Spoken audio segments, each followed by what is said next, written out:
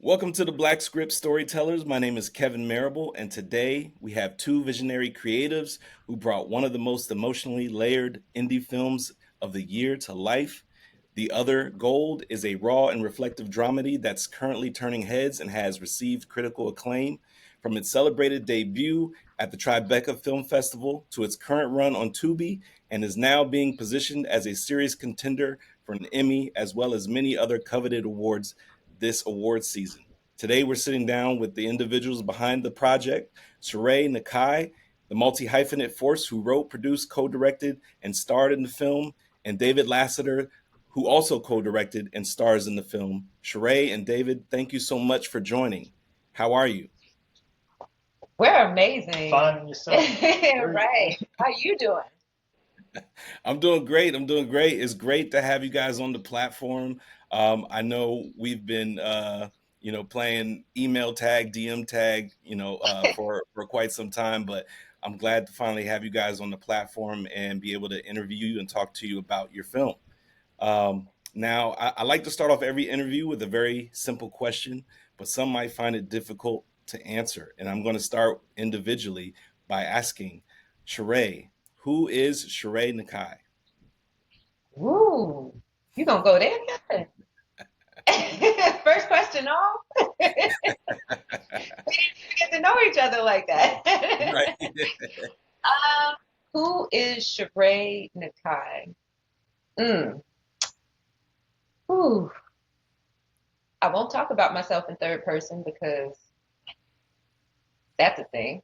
That's Um, okay. Some people do. Ooh, I would say that I am an incredibly thoughtful person. And by thoughtful, I don't mean in the general sense of, thinking about others, right? Like that's a part of it. But in the most definitive sense of the word, I spend a lot of time with my thoughts, with my Hmm. feelings, with my Hmm. ideas, with myself, essentially, so that if I can turn in, I can create things that I can put out. And hopefully that's how I can share or contribute to others. It's how I can grow. It's how I can expand. So I think the first thing that definitely comes to mind is thoughtful. Okay. Okay. I like that. I like that. David, what about you? Who is David Lassiter?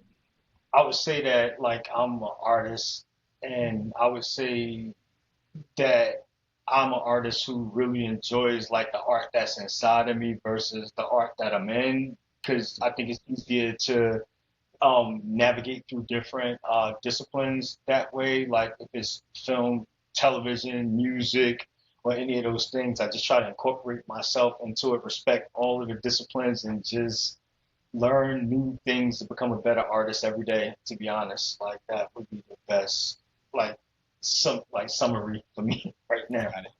Got David it. also contributed about 25 to 30% of the music on the film as well. Yeah, Wow. Okay. yeah, yeah.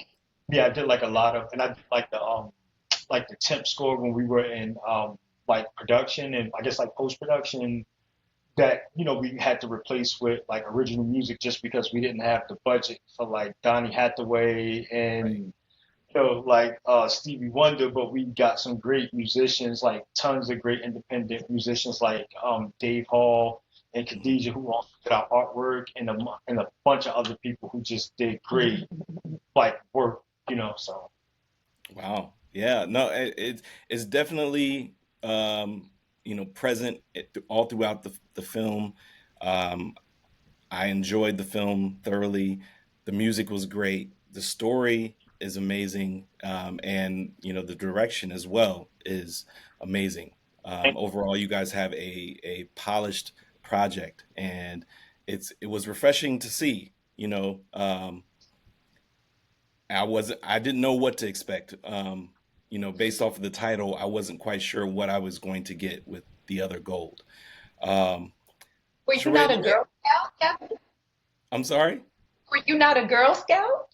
No, no. So that's maybe why the title didn't ring a bell. Okay. It's from a lot of Girl Scouts know, and it also was kind of like a what do you call, like a nursery rhyme, and so it was like make new friends, but keep the old, one is silver and the other gold.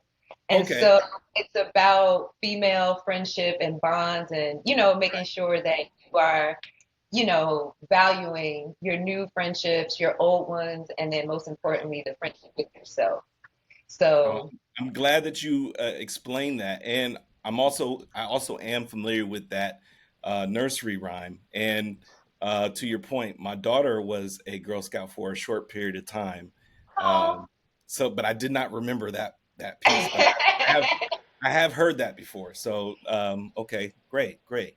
yeah, What that's. what inspired you to write The Other Gold, and how much of the story draws from your personal life? I would say about 270,000% of of the film is drawn.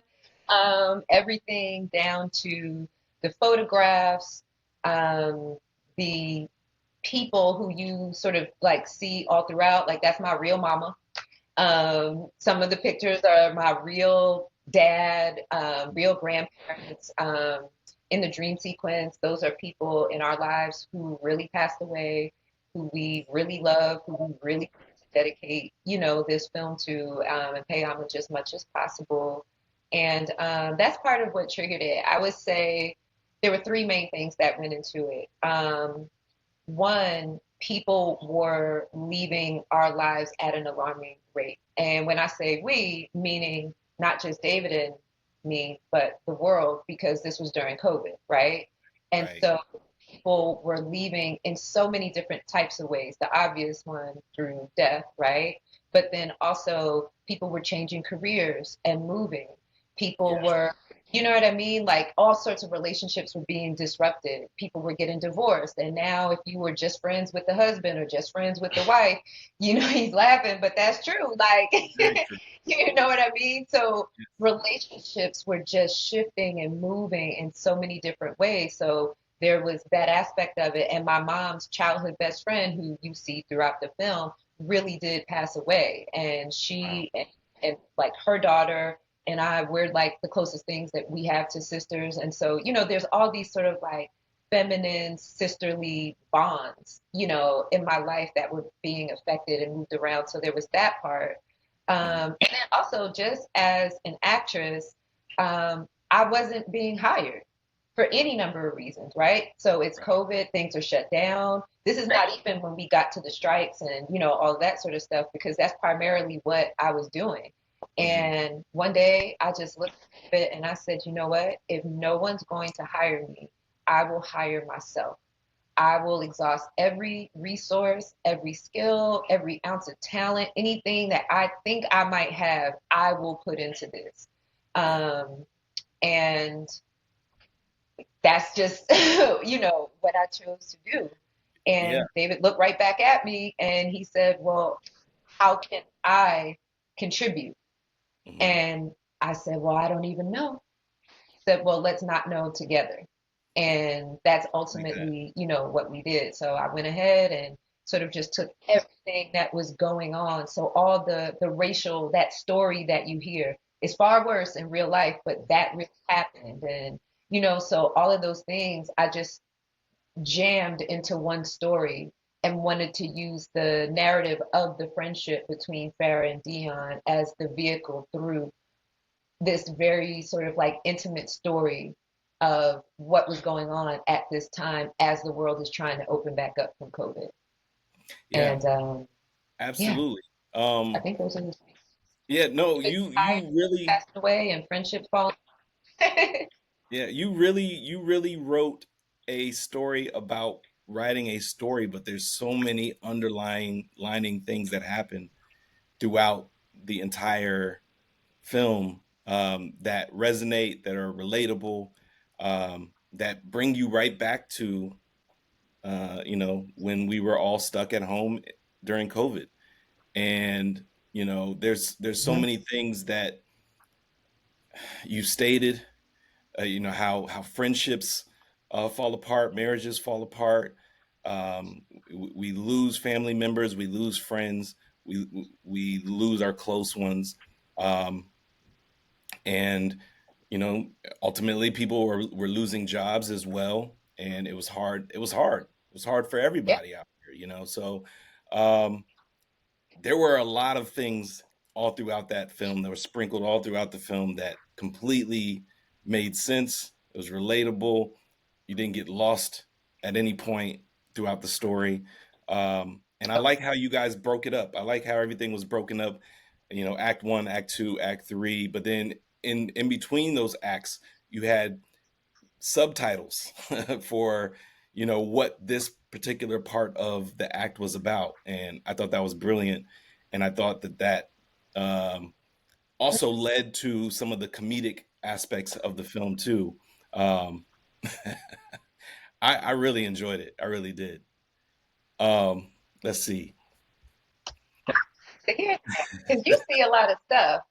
I I follow you. do. I keep up with the stuff you watch, the stuff you see, all the Yeah, things. like a lot. Yeah, Yeah, you know, it's hard to pay attention to everything, and you know, you Yeah, do run across a lot of good projects, but then you also run across some that are like that might still need some work, and that's not to slight anybody. It's also it's a way to still provide exposure, give them encouragement, give give the up and coming a chance. You know, not everybody yeah, is at the same starting point. Not everybody's at the same level at you know all at the same time. So and right. it's important for us to give each other spotlight, encouragement, kudos, you know, flowers, because it's not easy doing this job, and it's not easy being in this industry, especially for a lot of us. So I find it that it's very important to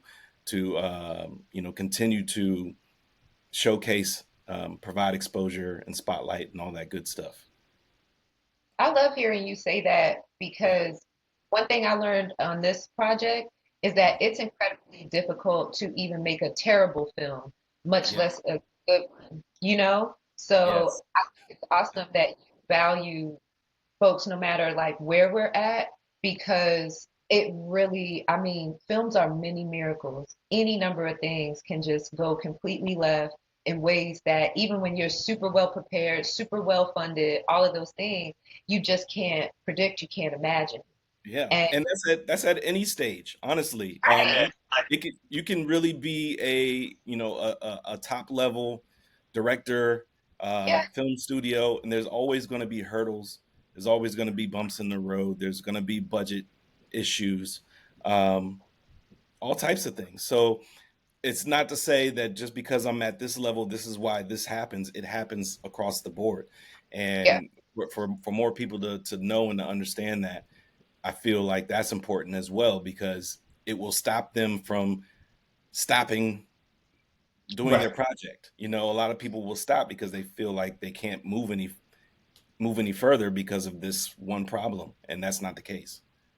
Yeah, like I think adapting on the fly, especially like in the independent film space, that has to almost be second nature. It's almost like being like a duck. Like a duck can fly, a duck can swim, and a Hmm. duck can run if they have to. And they may not be like the most graceful at any of the things, but they're still here. And I'm pretty sure birds that flew higher, people who swam better, are no longer. So I think look, I think the spontaneity of things changing allows like even more comedic elements to come into play. Like for instance, if you look at the scene with the Buddhist temple when she has the yoga mat out, we may Yes. have like intended to do that in a different space, and due to whatever constraints, we ended up having to go and modifying it in some kind of way. And to me, it worked out 1,000,000% better. So yeah. and that's just like, I mean, I don't like to like give too many of like the recipe or like the secret like sauce away, but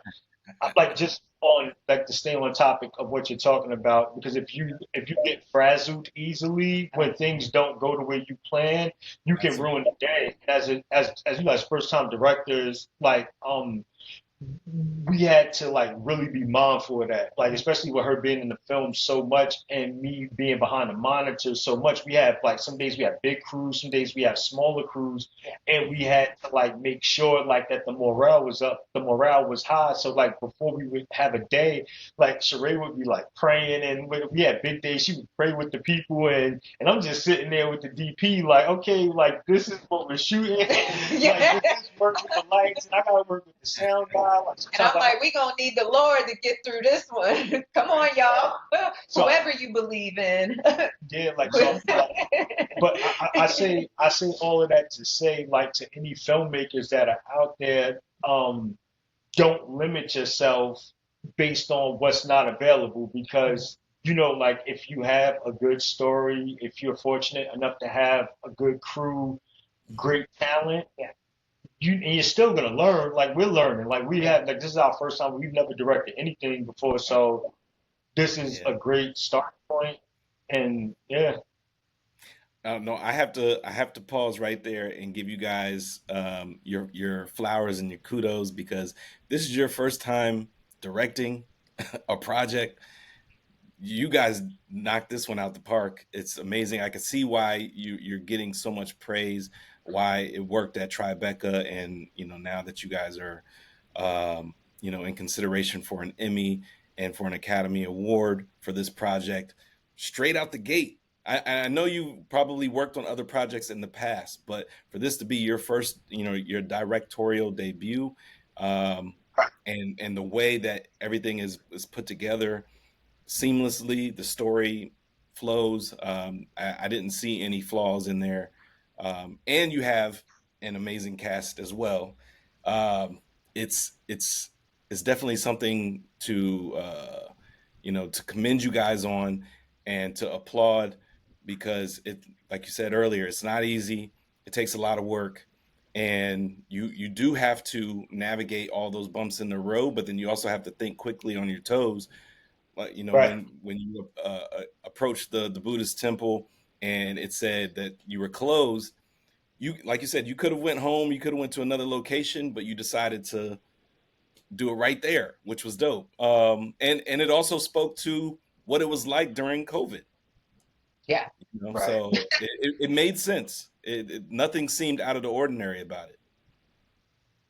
Yeah, that's many, many instances. You can lose a location right in the middle of shooting because for any number of reasons, and it's not just the two of us. We have a whole cast and crew standing there looking at us Right. to have a solution right there in the moment, and so that's the part that can get really like, okay. One day we're shooting and like a guy just decided to be like Kyrie Irving with a basketball and he's just dribbling like just Magic Johnson. And I'm like, then as soon as he stopped dribbling the basketball, a guy comes out with like drums. I'm talking about like not like not like some neo soul drums. Like this dude had like the drums that wake up like the people in the mountains drums. And I'm like, brother, could you It was a please? Japanese festival going on around the temple. So Okay.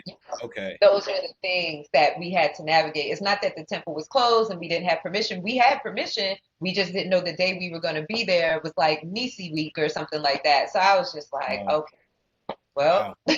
Yeah, you made do of the whole situation, and it made sense. Even in the film, it didn't seem like that was a misstep. It seemed like that was done on purpose, Right, uh, yeah. and it made sense. But Yeah. it was. Right. Now I'm gonna ask semi. I don't know if this is considered a serious question or not, but how did you guys balance the film's dual tone between grief and humor without compromising its authenticity? um, I would say in that sense, the film, the tone is probably my core personality. Okay. So when I said at the beginning of this that I'm thoughtful, I spend time with myself, I think the more time you spend with yourself, And I don't mean in the checked out way, just like, scrolling social media or watching films, but really spend like quiet time with your thoughts, your feelings. If you believe in God, with God, stuff is really funny. Like even the things that burn us up inside, if you can take yourself outside of it for a second when you're sitting with your thoughts and remove yourself as the main character, like usually you're starring in a comedy that you think is a tragedy. And that's sort of what Farrah is going through. And that is also my background. So prior to this, and you were right, we have worked on other things, never as directors, but I'm an actress. I've been out here, I've been in a ton of shows and TV shows, Yeah. films, music videos, all things. And that's where I get my joy. I'm a trained improv actress. That's how you really book like the huge, great commercials and campaigns. Like you got to go in there and sort of be quick on your feet, find the Yeah. funny in small moments. You got to know how to tell a story from top to bottom. Now it's 6 seconds. It used to be 30, but there's 6 second spots, 15 second spots. So you have to be quick. You have to be lightning fast. And it also helps when you have an amazing cast. Like I love our cast to pieces. They were all sort of like hand selected. I Hmm. expanded parts for people when they said yes, like our homeless guy. That was supposed to be a Hilarious. one line part. He's one of my favorite improv actors. I think he's one of the funniest people. His name is Rochester Smith. He's one of the funniest people I've ever seen in this business, particularly in the improv space. And so when he said yes, I'm like, woo, we gonna pull this out for you, baby. We about to make this a whole thing.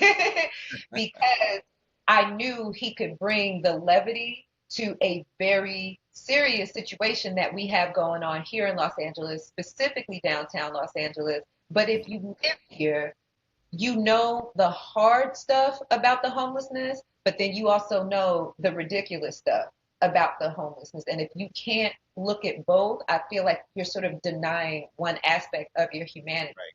So Right. I hope all of our films have this tone because I never want to do like dark, like slave melodramas and stuff like that. But Hmm. I'm not always into big, broad, kind of what I consider like corny frat boy comedy and stuff either. So if you can marry the two, I think it's just this nice space, and it it just wasn't an accident. It was very carefully done Intentional. and created. Yeah, Yeah. yeah, extremely intentional. And I mean, Kevin, every beat of it. I believe it. I believe it. Every And like you said, you're very thoughtful, you're very in tune with your thoughts, and a lot of it comes across in the writing and the conversations that are being the dialogue that's being had. I was going to ask, you alluded to it a couple times, was some of this improv because the conversations, if you just close your eyes and listen, it sounds a lot like if I was just maybe sitting 3 seats away from you guys and you were holding your own conversation, especially between you and your girlfriend that had a falling out. Um, it sounded so real and so genuine that you really couldn't uh, you wouldn't be able to tell that it was written dialogue. But obviously, I'm sure a lot of it was written. But I'm wondering if some of that was improv. Yes. So I guess the easiest way to answer the question is anytime you see phone conversations going on, right? Or any sort of, we call them, I think, like alternative communication Right. scenes, right? So whether it's a Zoom or those had to be just about to the letter because you Okay. don't shoot scenes like that in real time. So it's not like I'm really on the phone with this person or that Right. person is really on a Zoom with that person. So in order to match it in editing, you have to, I mean, you get some especially when you have a really great actor, you want to give them space to kind of like do their thing after you get what was on the page. So you Mhm. do have some space to play, but just from like a timing standpoint, making sure the conversation matches on both ends, like you really got to have that part tight. And there's a lot of that in our film. Yeah. Um, Anytime you see two or more people in a scene, the entire scene had to be beat out. Like, hey guys, this is what this scene is about. This Mm-hmm. is where it starts, this is where it goes, and these are the things here that I need you to say. Okay. And you have to say them at this time. So again, why you need really, really, really talented people, because they have to kind of know how to go in and out of a script, if that makes sense. You know what Right. I mean? And then Absolutely. it's like, now when you guys get here, or when you get here, have your fun. Mm-hmm. But we got to have this line. We got to have this action. You got to throw this thing out of the window. You got to, Yeah, because the story, the narrative has to yeah, move along, yeah, basically. Exactly. Uh, Exactly. yeah. So, And not only that, with the timing of everything, you don't want a scene to go on too long, be too extended. Hmm. yes, because I see that a lot in films. And I, again, a strong improv background. So I value when I can see, like, ooh, they let them go, they let them do their Right. thing. But then I can also feel, and I think we all can, I don't think you have to be an actor or even a trained improv actor to know when it's going too long. You can Hmm. just feel it intuitively as, Right. just someone who watches film and television. My dad is great at that. And so, um, fortunately, that's what editing is for. But then you got to be a director to kind of also know when it goes too far. Right. So I think that's where being an actor sort of helped me from a directing standpoint when it came to editing. It's like, no, that's be too long. No, no, no. That's it's almost like if you make music and you know when you got to get it right on the it's like that with comedy, you Hmm. know. So yeah, all the scenes where you see multiple people, that's how we sort of built that out. How were you able to get Amin Joseph um, as a part of the cast, and then what was it like working with him on set? Eamon Joseph is one of my dearest friends in this world. Hmm. I have known Eamon since, oh gosh, I can't even get into how many years, but definitely long before Snowfall and Baywatch and all the things that, people would know him for. And I had the opportunity to be friends with him along his rides. So essentially, like, he's the person who taught me how to self tape back when self taping first became like, now that's pretty much all there is as an actor. But once upon a time, you still had to go in the in the room and audition. And so he was getting all these big parts on things like, getting all these big auditions on things like Hunger Games and all this stuff. And he always needed someone to sort of like put him on tape. And this is before all the technology we have now to kind of be able to do it yourself in the house. And we both lived in downtown at the time, both, upcoming actors. And so it was like, sure, I'll put you on tape. And the beauty of that is a friendship grew through it, but also I learned so much about the business through putting him on tape for all these big projects that I didn't even, at the time, I didn't even have an agent, I don't think. I might not have even been in the union as an actor. So I'm learning through helping, not realizing that that's what was going to happen. I'm watching him, I'm learning how to break down scripts. I'm learning how to stack books because this is before we could afford tripods. We were really out here figuring it Yeah. out.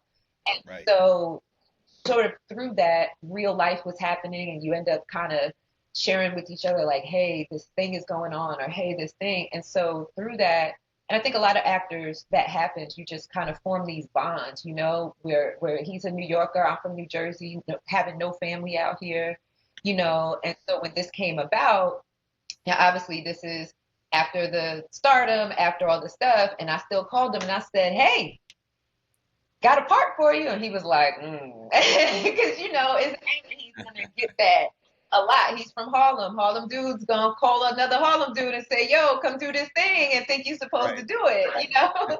And so I knew I was doing that to him, but Eamon has a great heart and a great spirit and a great foundation just as a human being. And so he definitely heard me out. Listen, he's like, look, whatever it is, I'm gonna help you out. Just, and not saying like I'm definitely gonna do it, but just send it to me. Let's see. And so I sent Right. it to him in a very early form of what it was, and he was like, "Oh, I rock with it. Like, Hmm. basically, we get to be how we are, just as cousins." And I'm like, "Yeah." And so he was definitely a yes from right away. And what was helpful about it is COVID, because it made him available. And he did book what was the he booked the show, another FX show. Help me out, Kevin. It It's a wasn't big like show something on like Justified. Justified. Justified. Justified. Okay. Yes, yes. Yeah. Justified on FX came back. He booked a part on it and had to like go to Detroit. So he was actually the last, other than me, he was the last sort of um, character that we shot, because we kept having to like move dates and things like that around to accommodate the fact that, and he wasn't shooting here in LA. I think he was like in Detroit or, Yeah. something like that. And he was in the barbershop. So it was a thing with the, you know, So like, all right, let me jump in real quick, oh, right? buddy. Now listen to this part, right? So we do principal photography for this entire film. Like we get like everything that you saw. Like so, our last day of principal photography for like any big scenes, like Sharaé was just saying, we did like pickup scenes for her in the B-roll after the fact. We're waiting, and we know that he's gonna come work, but we can't get firm on a day because he's so busy, Right. and we're working around. So he had a film premiere. This is the funniest thing ever. Like he had a film premiere that we went to, we go see his film premiere, and so after the film premiere we're talking to him like, yo, we're gonna shoot tomorrow. He's like, yeah, I'm gonna come through and I'm gonna do the film tomorrow. People are around, it's so many people there, and we started going through like the details of what we needed in the particulars, and he just was so accommodating in a Harlem way, like letting us know like, certain things that we needed. Was just, well, we won't get into particulars, but he showed up like, and that was one of the biggest I would say not concerns, but I was just like, we have to get, because the barbershop scene is so big, and then his role when he comes back, those are like real intricate parts and integral parts of what we're doing.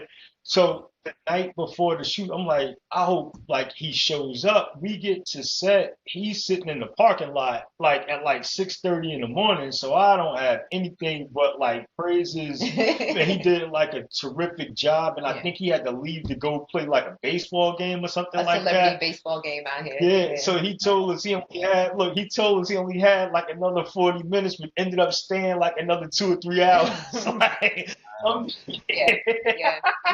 We definitely had to make it work from a time standpoint with anyone other than me, because we knew we always have me, right? Like right. we can, if we got to shoot another day, and thank God we have the DP Ray Wong Shunda. We love you, who we have, because he was always so accommodating.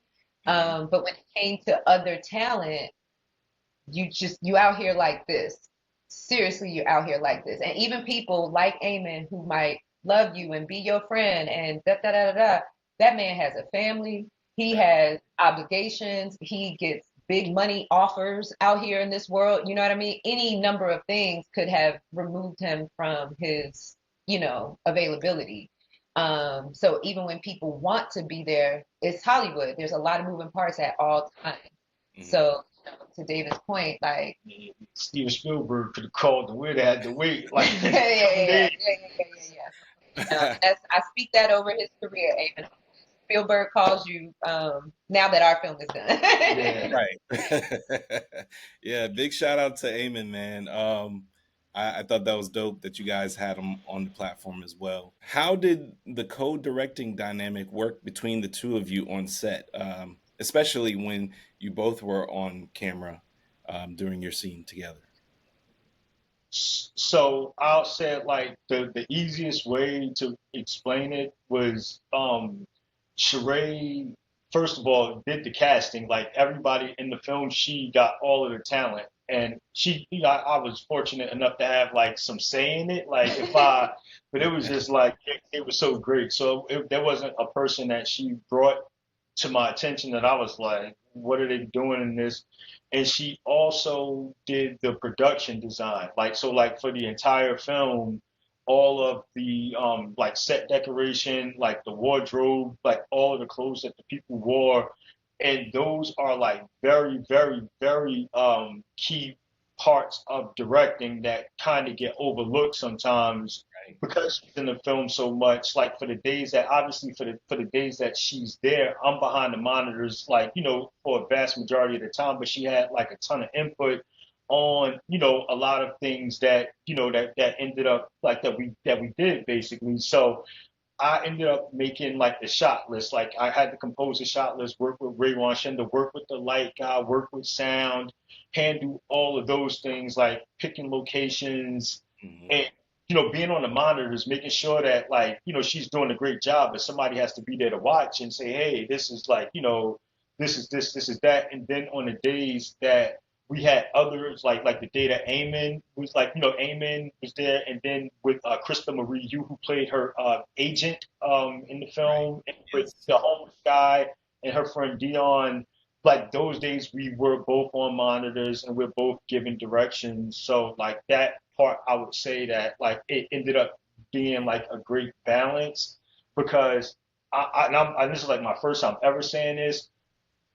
I put like a lot of focus on like directing actors and things like that, and really did not value the importance of production design, wardrobe as part of storytelling elements. And when like it's kind of like the like she brought like the paprika and set the oven to the right temperature, and I'm like, nah, like let it burn, it's gonna be okay. And it was like so from that standpoint, like for those things right there, and directing the talent, like how she did in the days when when she was behind the monitors with me, I feel like it was a good like a strong balance. And I'll let you. Yeah, I think, and one thing I want to add about the production design, the wardrobe, even down to like hair, makeup decisions and things like that. First of all, we definitely had a dedicated hair and makeup artist, Sama Amani. We love you. 100%. And she did a brilliant job to me at keeping the everything natural. Like sometimes I watch things and I'm like, why is this woman so overdone? Like she just woke up. She got a full beat, hair tight. Like, what is this? You know what I mean? So I feel like she just did a great job of making sure that I didn't like look like I was going to the club when I was going to the grocery store and stuff like that. Um, and then from a production design and wardrobe standpoint, we had someone with us our first weekend of principal photography, and she like contributed to. I'm trying not to give away story, but like when you're in Farrah's home, especially like a lot of that.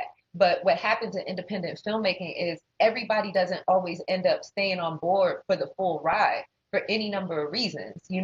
So Right. when we started getting into those more nuanced scenes, like when you're in the apartment with the agent, and obviously she has a hoarding issue and all this other stuff, like Yeah. that had to be built out by somebody, and believably so. And so I love color, and I'm very big on color palettes for films, and that's something where I'm definitely the person that's like maroon, not burgundy, Hmm. hunter, not teal. Uh, that's really a thing for me because you feel so much through color, and through texture even. So almost every outfit that all the characters have on, I put on myself before to touch the texture. Like, do I like this leather against this silk, against this cotton? Polyester looks different on camera than silk does. Linen looks different than, you know what I mean? So I get like all involved in it. And since you asked about Eamon, that was one person who gave me pushback because when we started building out what he was wearing, he's like, "Yo, what's up? Like, why? What's up? All right, it's lavender, it's red, it's a lot going on, you know." And so I was like, "Trust, listen, you always say trust me, bro. Like when they say, Yeah. what's your internet source? Like, so I was like, trust me, there's a vision here. I'm not trying to make you look like a clown, and you're my friend. I'm not going to leave you out here looking crazy, right? But Hmm. there was a method too. And so if you watch those scenes, there's a lot going on color wise in that shot, but it represents a lot of what's going on in the conversation between these men. So you see complementary colors worn, on one set of guys versus these other more analogous colors on this set of guys. There's a whole story being told through what they're wearing, the textures of what they're wearing, the colors of what they're wearing. And we see that in the scene with the homeless guy. Because Dion has met her match, they're both in these like greens and reds and they're fighting, you know. So I'm very dedicated to like that aspect of the visual. So, and thank you. That was a compliment. I received it about the Act 1, Act 2, Act 3, because Yes. I handpicked the artists in the film as well. And we are very intentional about the artists, the companies, all of those things are Black and brown owned businesses and artists. And, you know, so anything you see is very much on purpose. And so from that end of directing, that was very important to me. And then I will say that the comedic parts of directing the actors, even when I'm sitting there in scenes, and that had to happen a lot, even when the stuff wasn't funny between Farrah and Dion, while David's managing a lot of this stuff and we're sitting there in between scenes, I'm directing her still through, hey, so when we do this take, why don't we look at it like this? Or why don't we go like that? When they're in that alley going back and forth, hey, remember when you said this thing at the end of last scene? I want you to take that button and put that over here before we get out of it this time.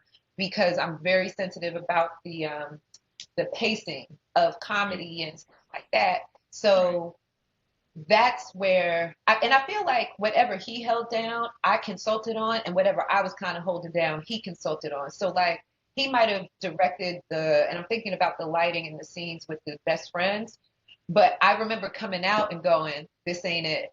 This feels like they're on a date, and that's not what this is.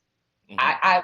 I would like for this to be more like this, and then he'll take that, and our DP will hear that, and our gaffer will hear that, and then they'll tweak and We turned the temperature down slightly, and even in the moment, it actually ended up working out because what I wanted was like just contrast because we ended up using like a lot of natural light and a lot of like low key, high key lighting situations. So I just didn't want just the lighting to be on one note throughout the project. Yeah. Right. So in the apartment, so regardless if it felt like a date or not, it like to the viewers, it has to be like dissonance and it has to like it's like a tension and release because it's like when you're watching natural light and then the lights just get hot and you guys ended up getting into like that scene. Yeah. It ended up working, but it Yeah. definitely that was like the end of a long day. Like we literally worked like that weekend where we did like that conversation part, like that was like from 6 a.m. in the morning to like 3 o'clock the next day, and then back up at like 6:30, 7 a.m. Yeah. To, We was thugging. We were like thugging. that. So it happens. There's so many moving parts because the crew has to stay engaged in what's going on, like because that's the one thing you don't want people drifting on set. Like I said, I'm not pretending to be an expert for for young filmmakers out there, but like being a director, you gotta be like Captain Morale. Like you gotta be like, hey, you got here because if your crew fades, like it just like the energy is just down. And Yeah. it's like being in a studio and people are just like, and you going in there turning up and people just sitting on the couches just looking around. Like it's like that's not gonna produce what you want, basically. So, which brings us back to why we started some of those days with a prayer. Amen. Amen. You absolutely want your day to go well. You want everything to work, the way it's supposed to, and go through everything seamlessly. You guys spoke on a lot. I just want to kind of go back and just touch on a few things. As far as the lighting, I did think the lighting was really amazing. There was no flat moments for me.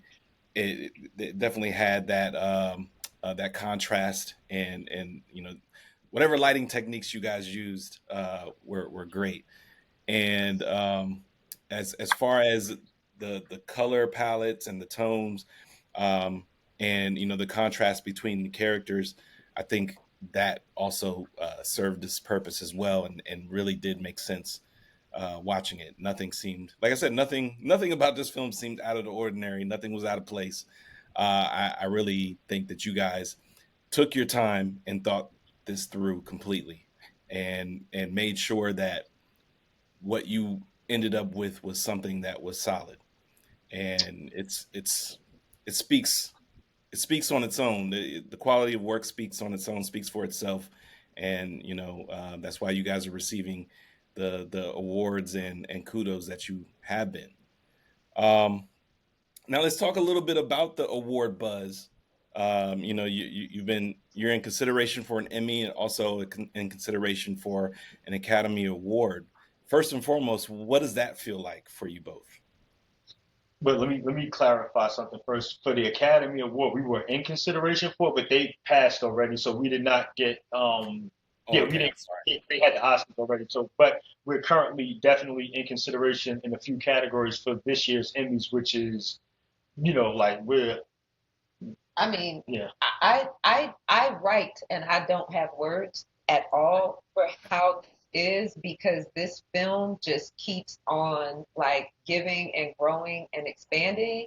And as far as what David said about the Oscars, something I learned through this process. And first of all, thank you for covering us. You were the first person, Black Script was the first place to like really Yeah. dig in. You guys did such a beautiful job in terms of like how you covered us, how you structured like the trailer was so beautiful, like all this other stuff.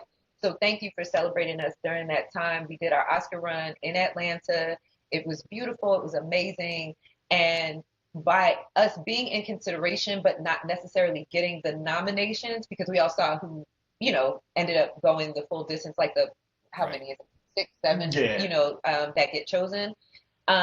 When you don't get nominated, you are then technically eligible for Emmys in the outstanding television movie category if Okay. your film debuts before a certain time of year and if you land on a stream. So when you're on a streamer, you have the option, and I don't know how long they're gonna keep it like this. I'm probably giving away too much game, but have the option to then still be eligible in that television movie category. And so it's almost like a gift and a curse when you don't get the Oscar nomination because you do this whole run and this campaign and you're hopeful. But if it doesn't happen and you are on a streamer, you are still technically eligible to be up for an Emmy. And so that worked out in our favor because we did get acquired by Tubi. And you can't just be any old film. Like you have to have debuted either on a network or on a recognized platform. So we pitched this idea to Tubi about maybe partnering for Mental Health Awareness Month. We pitched it, and Tubi was a place that had a what's called a stunt for that month. So like with Hulu, they do Huluween, and Right. all these like cool kind of like tie-ins Themes, for whatever themes. holidays. Right. And Mhm. again, I'm learning this as I'm like going, right? So I was like, ooh, let's see what places are doing things for Mental Health Awareness Month because I feel like our film speaks to that. Our political climate has gotten rid of Black History Month stunts and Women's Yeah. History Month stunts. So I was like, let's see if mental health awareness is still on the table for our Right. government. And so when it still existed in some of these places, not all, in all transparency, it was like, oh, let's see if they would like to partner. So when Tubi said yes, and let's do the rollout during Mental Health Awareness Month, not that that's the totality of our deal with them, because obviously we're still on the platform and it's no longer Mental Health Awareness Month. Um, that made us eligible just in time for the Emmys. So we are up for 5 Emmys in the television movie category. David and I are up for outstanding directing. Ray Wang Shinda is up for outstanding cinematography. Khadijah Murray, who we love dearly, she is an incredibly talented young Black artist who did our wonderful poster, who did our end sequence. I don't know if you watched that end sequence because I think Tubi kind of goes to the next movie. But if you have a chance to double back and watch it in its totality, if you haven't, she did I didn't. stop So animation, yeah, I and didn't watch I in don't know. totality, but I saw the beginning parts of the end sequence. And to your point, it is amazing. But I'm sorry, I didn't mean to cut you off. Continue, please.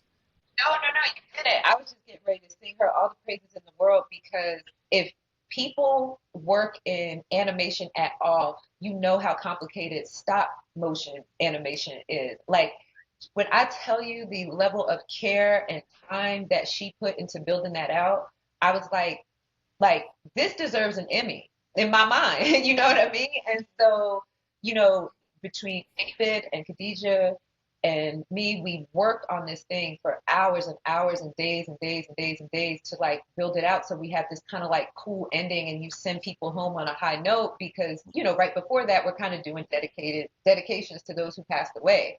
And Right. so the three of us are up for outstanding motion design, um, you know, for that particular sequence. And then I'm for outstanding lead actress. And so Okay. it's a dream, Kevin. Like it's Yeah. a dream. It's a dream. I literally sat when we first created this and I said, God, I will give everything to this. The way I have given into others' dreams and stuff in the past, you know, I'm a workhorse. I said, I really would love to be in a world class festival. And I thought it was going to be Sundance because I really wanted David to have that experience because I had gone in the past with a film called Horse Girl for Netflix. Right. And Okay. Hmm. yeah, after that experience, I was like, I caught the bug. And so Hmm. that's what put it on my heart to be like, I'm only going to submit us to world class festivals. That's it. So I only submitted this film to like Sundance, Berlin, Venice, Toronto, Wow. um, Cannes. Yeah. And I was like, I'm just going to believe that the right one will be for us. And when I tell you there was no better place for us than Tribeca, for so many reasons, with us being from Jersey City.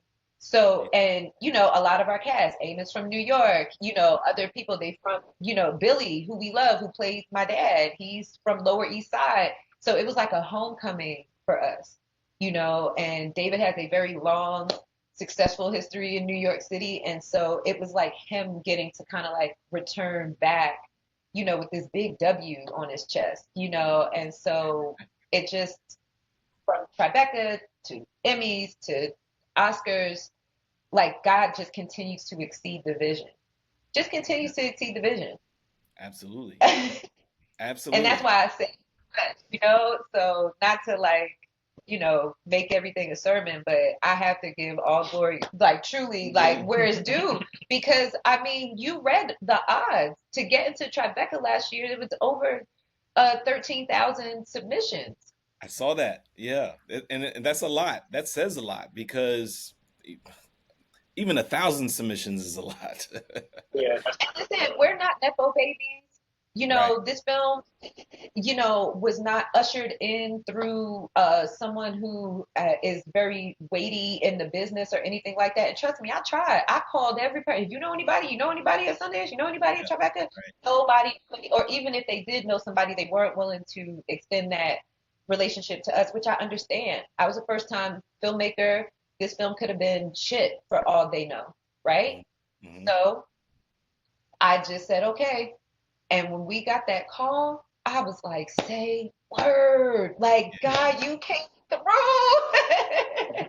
How long did it take? How long did it take for you guys from the time you submitted to the time that you received the call? Was it, did you have a deadline or a timeline as to when you would know if you'd been entered and accepted, or did you just have to wait and hope that you were going to receive a phone call?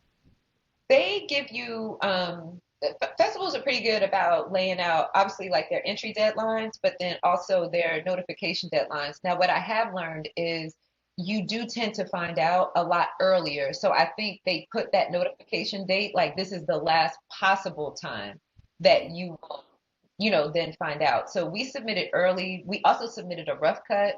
Our film was not complete when we submitted to Tribeca. It did not have the final music that you heard. The picture was Wow. locked, but we knew that they would know enough of the story, or at least I trusted they would know enough of the story. Our music was still the temp score that David had, you know, put on.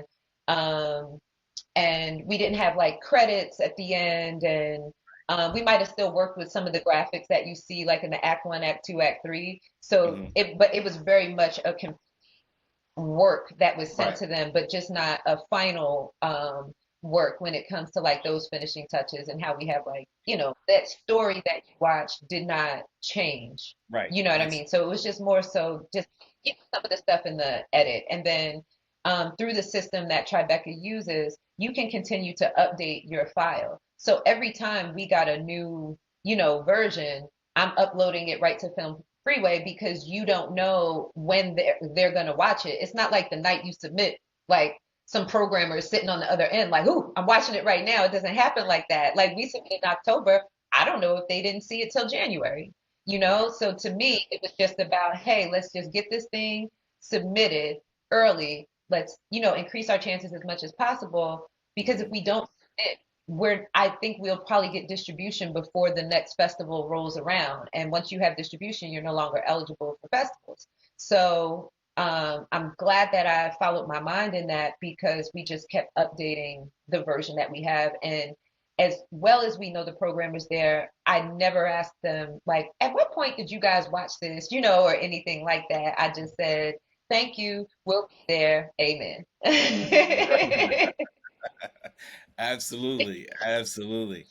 Now, will the two of you collaborate and work on another future project again? Do you guys see that in your future? I say yeah, definitely. Like we both have our own individual wheelhouses that we're incorporated in. Like I have a script, I have a pilot, I have documentaries, docuseries. She Hmm. has like the same thing, and Yeah, we definitely like I look at it like whatever like comes first, basically. Like that's yeah, yeah, that's how I look at it because it's important to have like great people to work with, and Sharaé is great. So like that, oh, yeah, nah, definitely. I Like, see and that. no, I have to say that because like during production, like pre-production and post-production, I'm like I have like a an interesting background to where like I've done deals in certain like businesses where it gets a little chippy and testy, like, and I'm just talking about where everyone has a vested interest. Everyone is like emotionally charged. Everyone is fatigued from time. So Yeah, sometimes like you may end up being short with somebody, or you may end up just being a way that is kind of part and parcel of you guys working towards a greater goal. But at the same time, it's like you want to have people around that are like just great because the one thing that you don't want to work with is someone that just can't put it together, and then it makes you even like more frustrated. So like yeah, I definitely look forward to working with her in the future. yeah. And I feel the same way. And something I always share on panels or in interviews is that to me, David has exceptional taste. Like, of course, David, there is not anything that I won't run by him. You know what I Hmm. mean? So even if I have this very singular vision about something, I will bring it to him in any given stage. It might be super early because sometimes as artists, when you bring something to someone early, there has to be such a trust there, right? And feelings and ego aside, like that's one part of it. But from a creative standpoint and a professional standpoint, you have to trust. And I've made this mistake so many times in the past, bringing something to someone too early that doesn't have vision, that doesn't have taste, that doesn't have an understanding of like the creative parts and the professional parts of what you're looking to do with this thing. So Right. you can't have the proper sort of interaction about this thing. So what I love about David is that I can bring things to him in any stage, just like this film. This film was an idea in my brain in a Hmm. moment when I said it to him. I didn't go to him with a treatment or with the script already done or anything like that. And he immediately got it and was like, whatever you're going to do with this, I'm on it. I know it can be great. We can join forces and whatever. That's what you want, in a partnership. And Yes. even if we don't agree, and it's not a lot of things that we don't like ultimately end up agreeing on, but he might think here and I might think there. I still respect his choice. And we Hmm. still not explaining ourselves to each other like in an insecure way, but we talk through like, oh, this is why I was thinking about this actress because she can do this, and this, Right. or this is why I was thinking about this location because, ooh, for instance, when Farrah's walking past that big mural, when she's on the phone with Gerald, that's a Barbara Kruger. Barbara Kruger is like one of the most renowned artists in the world that said yes to us when we went and sought permission to use that. I mean, she used to be like friends with Andy Warhol. Like she's been around forever. Her stuff is in like MoMA, The Broad. She is an incredible, incredible woman and artist from New Jersey, by the way. And she, uh, like, when we talked about that location, I was very passionate about that because I'm like, that's going to show the difference between like the world that Gerald is in this loud, lively, colorful barbershop, and then the world that she's in, which is this very almost like post-apocalyptic, like gray, white, just, you know what I mean? So Mhm. when we talk stuff like that, it's from that place. You want to talk to somebody that's going to be able to ride with you Right. in terms of your vision of that before it's in reality. And Yeah. everybody can't go there. Everybody don't feel like going there, you Right. know? And so he will always go there with me. And when I'm flying really high and crazy, like even when he doesn't agree, he still respects my crazy. And I value that. So that's why I would love, for us to keep working on our projects. And we're both pitching them all over town right now. Kevin, if you know somebody that wants to meet with us, we are happy to. We are looking for tons of money and tons Listen, of great partnerships. listen, you guys would not be the first to approach me with, having projects that you're trying to get off the ground and trying to get funded. I'm also actively working behind the scenes to help some individuals with that. I don't know everybody. I'm learning as I go, and I'm meeting people as I go. But I try to stay in constant communication with the folks that I am meeting, both independent as well as people that are in the industry, and um, that's really what we want to do with what as part of my goal with the Black Script is to ultimately provide a means of opportunity and create a channel or a pipeline to where people can actually submit their content and it get picked up and it get placed and things of that nature. Um, but I will say it's not easy. You can have big names attached to it, and it's still hard to get the funding. Yeah, no, I know that something I know something will come through for us Mhm. soon, just because with everything that's happening and some of the sort of like meetings and stuff that we're already taking, I'm just always out here campaigning for a bag of money to fall out the sky.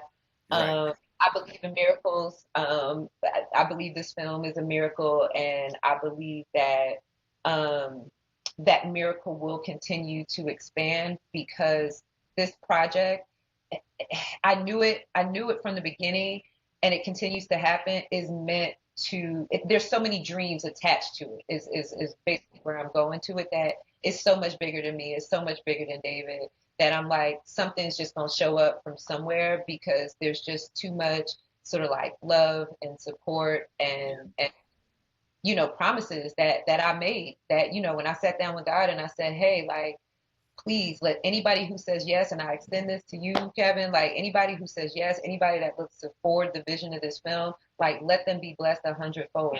Seriously. And I've been Yeah. saying that from the beginning. I'm like, let someone meet someone here and they go on and continue to work together. They go on and get married and build a family. They go on Right. and, you know what I mean? Like in any way beyond what I might have the means or resources to, contribute into their lives because I'm just one person, right? Mhm. And I tell you, we have watched people meet and connect and grow, hire each other, work on things. And That's I'm what like, it's all that's about. vision, Right. right, right. And so even your vision, you're already doing that by giving people a platform to sit and talk about their passion and their work and their dreams. You Yeah. know, you're already functioning in that. And, that's why I really wanted to thank you and sit down with you because I'm like, look at what this guy's out here doing, you Right. know? And you do Thank it you. with care and you do it with taste and like I value that. So just a big thank you, you know? Thank you. Thank you. It's definitely great to hear. I'm not doing it to hear those things. This definitely fell into my lap as well. I'm an aspiring screenwriter. Oh, nice. That I put my aspirations to the side because this just seeing that we don't actively get the support that we need within this industry, and watching mad award shows. I'm sure you guys have all thought the same thing, but when you watch and you hear this is the first time that somebody's won such and such award in this category, and it's 2025, and these things are still happening, and there's people that are in the business that have been doing it for 30, 40 plus years, and nobody knows who they are, or no major platform is giving them their flowers or giving them any exposure. And then we see our icon actors come and go, pass away, so on and Yeah, so forth, and there's no legacy left behind. I thought to myself, like, we got to do something about this. How can we fix it? And um, slowly but surely, the black script kind of just fell into my lap. As a screenwriter, I just was looking for a website that hosted scripts that were written by people of color, and I couldn't yeah, find one. And so I was like, I have a little bit of website knowledge. Let me okay, just create a platform that just hosts screenplays. That's literally all it was supposed to be at first. And then just talking about it online, I started getting actors, and then after I started getting actors and animators, and a few celebrities were like, "Hey, I love this. Keep going," so on and so forth. Right. And the wheel started turning, and I started offering more and more things, and started adding more things to the platform, and just trying to find new and inventive ways of how can we get exposure, how can I make this thing take off, how can people learn more about our content. And so a lot of our shows don't get canceled, and movies get shelved, or people don't end up with the deals that they deserve. How can we fix that? And oftentimes in our community, the film festivals and all of that, people who are higher than us or above us, or have been doing this a lot longer than us, still don't know the way. They don't know the path. So oh, um, we have no, to, yeah, we have to teach each other. We have to share this information. Right. I Yeah. received that in more ways than you know Yeah. because on this journey as and thank you for introducing me as a multi hyphenate because that's new, like through this process. Hmm. And when I tell you the journey that it's been, I talk to David about this all the time, probably too much as far as he's concerned, which is looking to connect with people who can guide you when you are truly all for those things. Because Hmm. most people, even some of our most successful talent out here, and I'm not going to make it just about race or gender, just talent, period, are two things at best. They're like a writer and a Right. producer and a director, a writer, director, Hmm. actor, director. When you get into that fourth space, now we're talking about Oprah. Now we're talking about, you know what I mean? Like people you're hard pressed maybe to get on the phone or, people just truly don't have the time or space in their world to talk with up and coming filmmakers. But I needed somebody to walk me through distribution. I had to Right. piecemeal Yep. together how do I learn about this? And then you're not trying to like be in people's business, but I got to know what are films being bought and sold for right now? Who's really going to tell you in this climate the L that they're out here taking. You know what I mean? When they don't know you like that. But I'm not asking because I'm trying to know your business. I'm asking because I need to understand, how to How to negotiate, do it. Right. how to yeah, how to pick a great distributor, how to like how could I possibly know? Right. So I'm on like 40 learning curves at all times, even still, whether it's through campaigning for Emmys or making a film from the beginning. That was, I'm not going to trivialize it, but that was the easy part for us. Getting the Mhm. film done was so like, what? Like, great, good. Once it came time to understand what to do with this thing, when it Right. was done, in Yeah. the way that you need to do something with your baby, right? Not what to do with a film in general, but oh, this thing messed around and got into tribeca. That puts a different lean on it. how do we, use this as a tool? Hmm. Yeah, yeah, and people don't All know the this information. It's not easily accessible, no. and sometimes you have to find it behind a paywall, or somebody is, Right. hoarding all of the information and wants to charge you thousands of dollars to hear 10 sentences that, if you'd have just shared those 10 sentences, then the light bulb will go off in so many other people's heads. Like, "Well, how did you learn this?" "Oh, this person told me." And that brings value to you because you were the person that shared that information. And now 40 more filmmakers can put their project out or release their project. There's value in that as well. It's not just, let me just hoard all this to myself. Yeah, and that's and Yeah. yeah, like I gotta prosper that way. Uh-uh. Like I know some yeah. short And sighted. then not only that, like, we can't take it with us when we die. The information disappears. Right. So Right. it's almost like, what are you holding on to it for? What did you learn it for? Did you learn it? Obviously, you learned it for yourself, but it's meant to be passed on.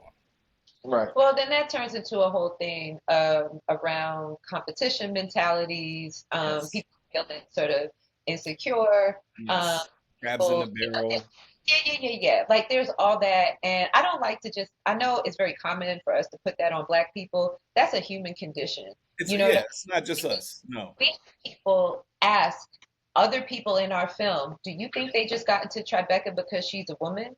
Do you think they just got into Tribeca because they're Black?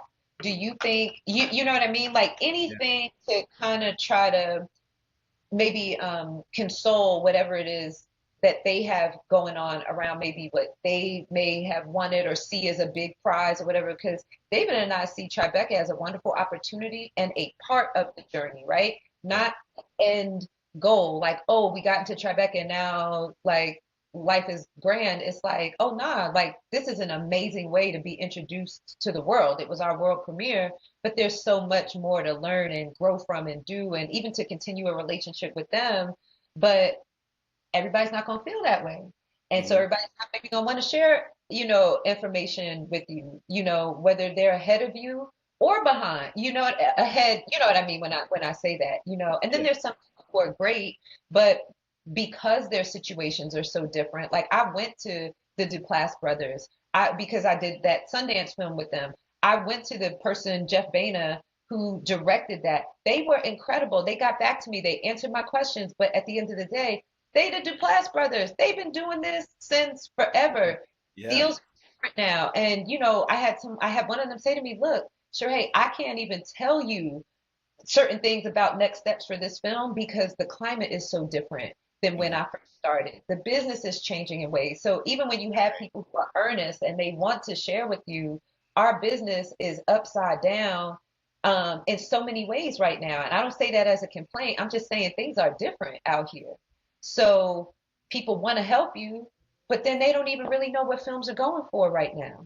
There's also room here to explore the option at whatever point, that where people can come together and collaborate. And maybe major studios might not work with them, but maybe somebody on the independent side could work with them and they can still get their picture done. And it just leads to more people having more projects, ready to go. And it also leads to more work for you, potentially more money for you if it's funded, so on and so forth. So just try to think of how all of this could work in its own ecosystem, instead of always relying on Hollywood or relying on uh, the old or traditional way of doing things and producing a film, because there's got to be another way in today's climate and this technology, and with technology and everything. um, I think the main piece that we're missing is knowledge and communication and collaboration. And it's funny because when we did this, and I can't speak for David on this, but I know for me, I didn't even think far enough to this stage about like, oh, would someone be trying to like hire me as a director or a producer? That I was just thinking about how can I get this thing out, and we'll do it hook or crook. Right. And in that process, like we became all of these things that are now like hireable Yeah, skills and talents and things yeah. that we're happy, you know. So You we're guys just got looking that. at it You almost guys have like those kids again, titles like, now. oh, yeah, it's like, oh, we'll Yeah. go out and make our own like film. We'll do this all over again. You know what I mean? So it's in us now that it's like, to your point, it's not about sitting around like waiting for the phone to ring or Hollywood or this or Right. that. Like Mhm. literally, if 2.5 falls out the sky tomorrow and these things happen, like I'm speaking it for a reason, right? Like these are not lofty goals, these are not impossibilities. Like we learn that in general and through this process, like if that happens, we'll be in production by the 4th of July. Like, Right. you know what I mean? Like, so Yeah, we're not like, you absolutely. know, messing around in the sense of like, you know, it's like I would, and I've been saying this to people for me, like during and after meetings, like I would love to partner with the right studio or the right network or that, like, I am so open to that. I'm excited for it to happen, right? Mhm. And I'm also happy to rinse and repeat what we just did with another idea that we really love because it keeps us nimble. We can make choices like we talked about earlier on the fly that doesn't have to go through like 8 levels of approval. We Right. can pick an actor out of obscurity, like Mhm. the person who plays our protester who we love, Harold Daniels III. Like Yeah. Harold is incredible to me, and I love that I didn't have to go and get like approval from the studio first to say, hey, do you just want to do this right here, right now? I'll rate this for you. You say this, you know. I loved being able to do that, you Yeah. know. And that's really the main thing is figuring out what's the next blueprint, or what blueprint works for me, or what, how can how can we create our own system that is foolproof, so that every project that we get off the ground, we take these set of steps and we knock it out from A to Z, and it's really just figuring out how to do that, and figuring out how you can rinse and repeat. And once you have a working system, then you are completely self-sufficient, you know. um, and I know it sounds easier said than done, but it's not impossible. It's just we have to figure out how to go about that, and everybody's way is different. Right. Can I ask you a question? Sure. With all the films that you watch doing this, right? And with all the people that you interview Mhm. doing this, like, what do you feel like in a positive way, right? Is like missing? Like, what would you like to see more of, like, or things by people more like this? Or like when you watch, like, is there like a void in your sort of Well, look? yeah, I would say yes. There are some things that are missing, but the things that I find that are missing are kind of on a not on an individual level, but I guess as far as what your role, your title is. So, like for actors, a big thing for actors is when they submit self tapes, they oftentimes don't hear anything back. It's like they send it off into the void, and they're just hoping that somebody will call them back. Unless maybe you might have an agent or somebody that is feeding you opportunities, or getting opportunities for you and bringing them your way. But a lot of independent or emerging actors are running into that problem, to where they don't have that. They don't have that in place. So a lot of times when they go to self tape or audition, they're left wondering and hoping, and then they find out when the show comes Come out out. that they didn't get chosen. Um, Right.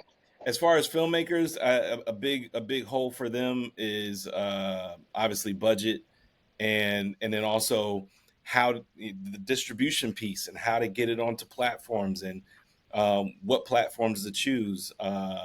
I really, maybe I should ask more questions as far as film festivals are concerned.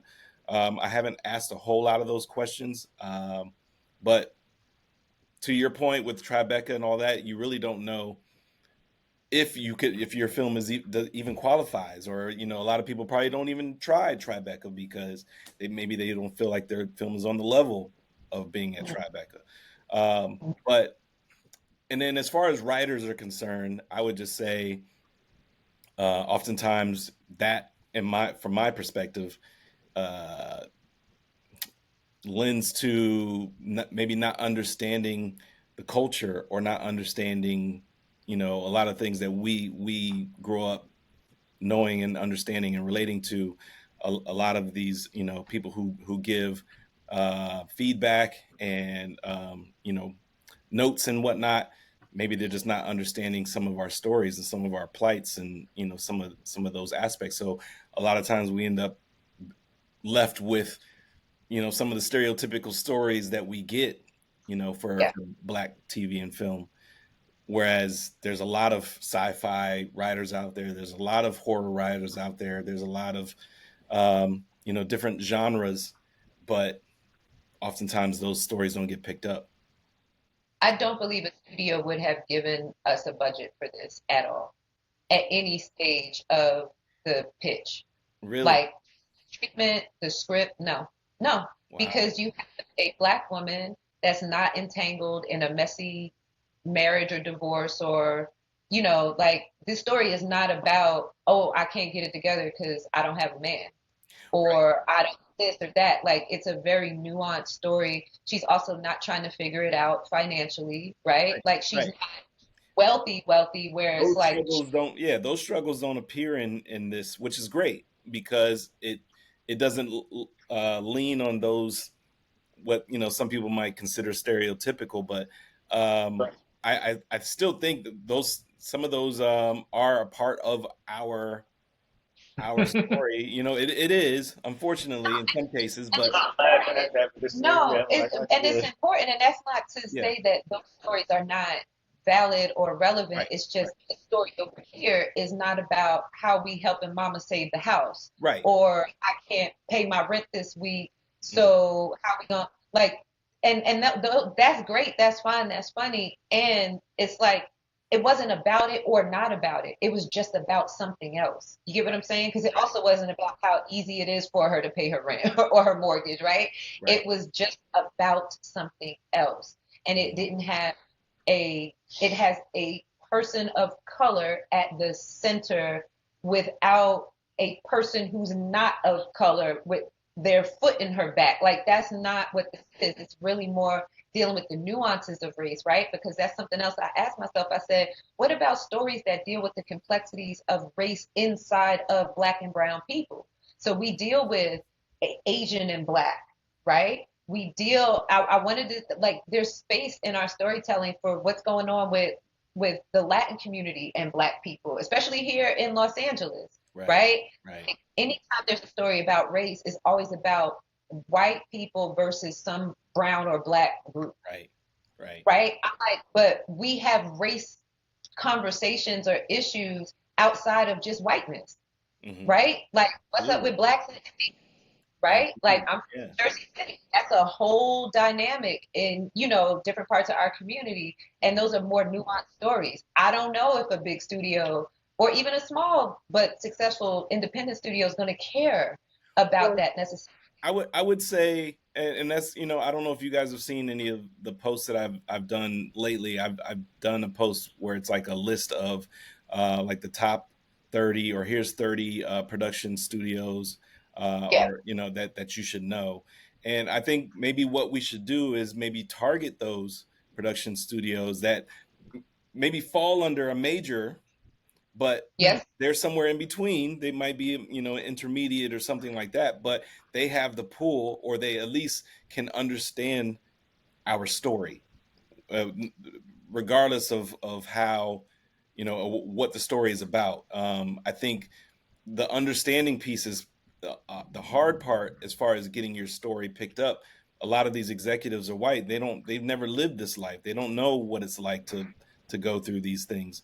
But if you're dealing with a production studio that is run, by a diverse, executive board, or maybe more people of color or something like that, then the likelihood of them understanding your story and seeing your vision and seeing where you're coming from might be stronger. Not saying that they would definitely pick it up, but it might be stronger, and you might have a better chance if we focus and hone in on some of these production studios that are intermediate, and you just work your way up. Like the high ones would be like the Ava DuVernays, and then work your way down to maybe like Hidden Empire, Dion Taylor, or people like that, and in between Viola Davis, and so Yeah. on and so forth. So there's definitely production studios out there. It's just a matter of how to, first and foremost, how to get it across their table, and then secondly, being able to showcase your and pitch your story to people who understand and can see your vision. And you also got to hope that even when it's other Black people, that your vision will be acknowledged. Because Yes. even within our community, there's sort of like a, oh no, our people are not going to watch that. Or, oh, I don't know any Black people who are like that. Or like Right. in our film, we touch with platonic friendship between men and women.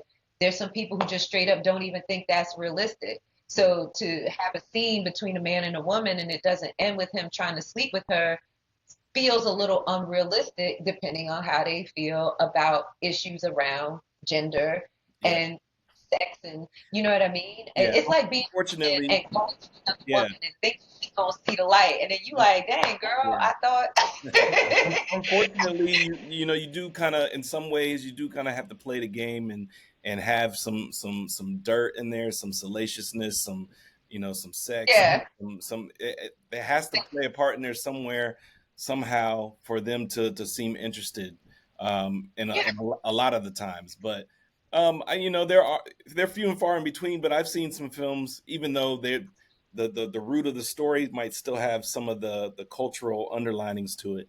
yeah, For the most part, the story might not have all of the stereotypes in it, and it's still a good story. But to your point, it doesn't get picked up by a major. It's kind of like on an intermediate level, and you hear about it.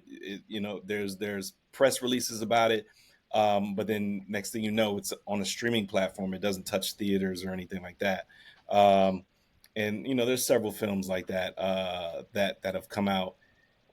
They're still good, but ultimately most people won't know about them, because Right. maybe they didn't have a large marketing budget, or the studio didn't believe in it as much, but they still picked it up.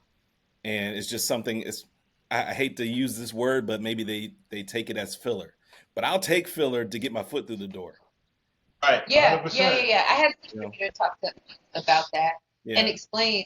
I thought filler was just a like um like a term. He's like, oh no, that's a real thing. Yes. Like that's a Think of placement. it. Like So I before I got into writing, I used to be in music. I used to rap back in the day. I almost got a record deal. I've been on BET and all that stuff. I don't really tell that part of my life anymore, unless people kind of dig it up and bring it up. But I relate a lot of what the issues are in TV and film to the same issues that are in music.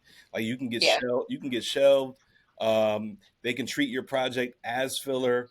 They can treat your project as just a means for the label to stay afloat, so on and so yeah, forth. They, at the end of the day, it's a numbers game. They don't really care about. I can't say all people, but most of the time they don't really care about you. They care about their bottom line, and will this money Right. make their money back or generate more revenue for them. Um, and oftentimes you really have to prove yourself time and time again to be able to continue down that path. Some people would just, it happens for them, it works overnight. Some people would take some time and then they build that success. And then for others, they could just be on a constant, roller coaster that doesn't go up or down. It's just steady. um it's just really just a matter of what they're looking for, and how you can cater to whatever it is that they're looking for, I think. hmm One last question, which is, what's next for you? And both of you guys can answer, or you can answer together. And then outside of that, I like to give my guests the final word, whether that be a piece of advice, words of encouragement, or a quote that they like to live by. What's next is trying to move some of these projects. Like I think like the beginning of 2025 out in LA, we got hit with the fires, obviously. So I think both like Shrey and I both took a lot of time out to like fine tune like a lot of things that we've been working on. Mhm. So ultimately, out like the next thing is whatever else gets picked up basically, and just taking that to the next level and still working on getting this project out to as many people as possible like that. So for me, like that definitely is like the task at hand is to do other films and move projects along, I would say. Okay. Yeah. All right, cool. Um, I think on this end, and something we didn't talk about a lot is we had a lot of support actually in between the fires and the Emmys, right? Like that's a 6 month Right. stretch from organizations like Entertainment Community Fund, Film. They hosted like a beautiful, beautiful That's right. screening for us that Journey Smollett did our panel, and we had people like Krista Burnoff and Allison Stoner and all these wonderful people who support our film and who help us spread the word about our film. And so part of what's important to me is to continue to build inside of that network and with those people and with those relationships to see, how I can contribute to what they have going on, how we can partner with whatever else they, may have going on, in that regard. And then just specifically for me as talent, I'm still actively out here. Like I'm currently the voice of Nordstrom Rack. Like I don't even get to Oh, talk about that as like talent because wow.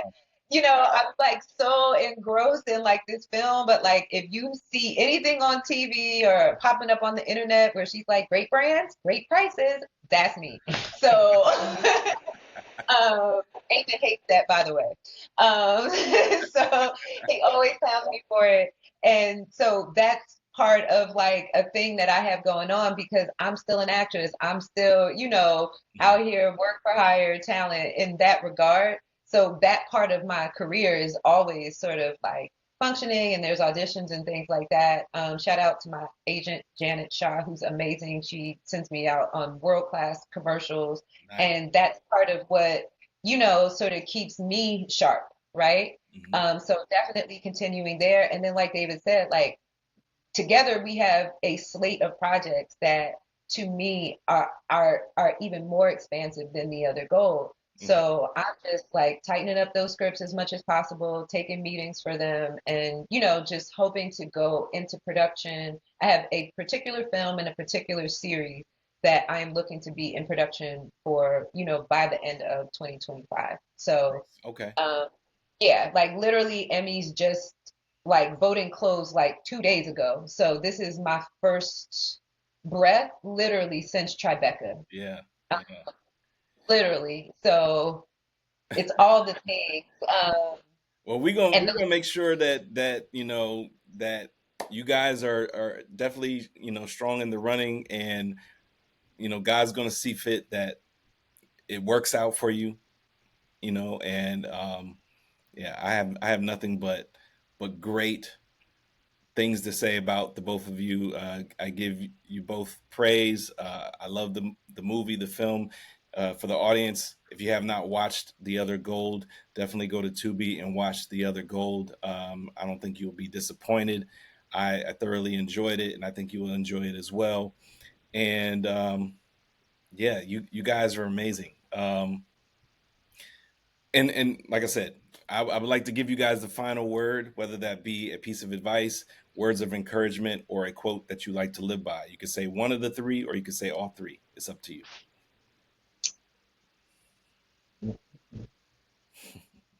if I had to share a piece of advice, I would say whether you're a filmmaker or not, right? Any kind of entrepreneur, any dream you have in your heart, I would 100% say no matter what age you are, no matter what no matter what you have going on in your life, take a bet on you. Mhm. You are valuable, you are worthy, you are more competent than you will ever know if you don't step out and give yourself a shot. Because if you don't give yourself a shot, why should anybody else? Mm, nice. And what happens when you step out on that will blow your mind. And I promise you, the other goal is an extreme case and testament to that. Hmm. Hmm. Yeah, I second that, and I tell you, like, basically, when you do bet on yourself and believe in yourself and believe in your team, like the things that will happen that you can't see right now, when they do materialize, they'll be like those blessings that you didn't even anticipate, which makes them even more valuable and bigger. So if you don't take the first step, those things may have a harder time entering your experience. So I definitely say, like, bet on, like she said, bet on yourself, believe in yourself, trust your team, and like that's what I'll say. So like I'll say this, um, for someone that is like new on their journey, try to work in a lateral fashion versus vertically, because typically if you go vertical, a lot of times you're going to run into obstacles of people for whatever reasons. But if you guys are all in the same stratosphere, you guys can all come up together. And that's what I've noticed, like just being in LA, a lot of these people who work together didn't just meet each other today. Like those guys met each other, or women, they've met each other in film school, they met each other at Starbucks, they've met each other working retail, they met each other in a chat room or wherever. But like those people that you're talking to, you guys all have the potential to do great things together, and don't overlook people just because they're not a name brand. Because I see like a lot of people want to get with the next person who's like all the way up the ladder, and it's like, nah, that star is next to you. Right. So that's what I would say. Right. Absolutely. Well put. And I like the advice that both of you gave. It's definitely needed. A lot of people need to hear that, and it's important. And I think it definitely makes sense within this climate, and within the the industry today, to definitely believe in yourself, believe in your projects, believe in everything that you have going on, and then also work with each other, and don't always try to go for what's you know um, upwards when you have so much. You got a vast pool of talent that's all around you. Yeah. Absolutely, absolutely.